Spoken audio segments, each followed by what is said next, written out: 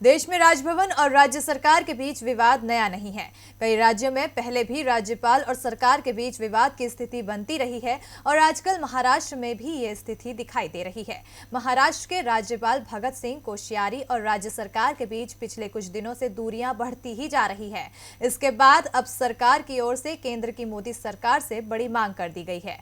क्या चाहती है महाराष्ट्र सरकार, देखिए ये रिपोर्ट। महाराष्ट्र में सीएम उद्धव ठाकरे और राज्यपाल भगत सिंह कोश्यारी के बीच तकरार बढ़ती जा रही है।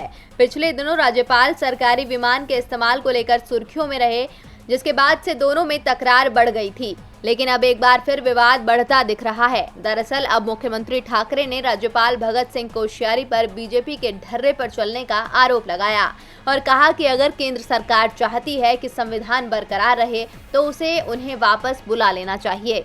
महाविकास आघाड़ी सरकार स्थिर और मजबूत है।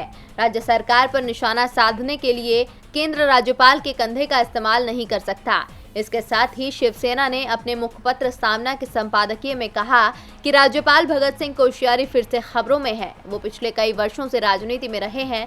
वो केंद्रीय मंत्री थे और उत्तराखंड के मुख्यमंत्री भी रहे। जब से वो महाराष्ट्र के राज्यपाल बने हैं, वो हमेशा खबरों में रहे या विवादों में घिरे रहे।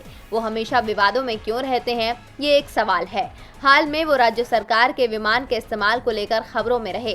राज्यपाल सरकारी विमान से देहरादून जाना चाहते थे, लेकिन सरकार ने अनुमति देने से मना कर दिया। वो गुरुवार की सुबह विमान में बैठे, लेकिन विमान को उड़ने की अनुमति नहीं थी, इसीलिए उन्हें उतरकर एक वाणिज्यिक उड़ान से देहरादून जाना पड़ा। अब इन सब के बाद से ही दोनों के बीच का विवाद गर्माता ही जा रहा है। ऐसे में बीजेपी की ओर से अब जवाब का इंतजार है कि क्या बीजेपी सीएम की अपील को स्वीकारेगी या इसे और बड़ा विवाद बनाएगी। डीबी लाइव की रिपोर्ट।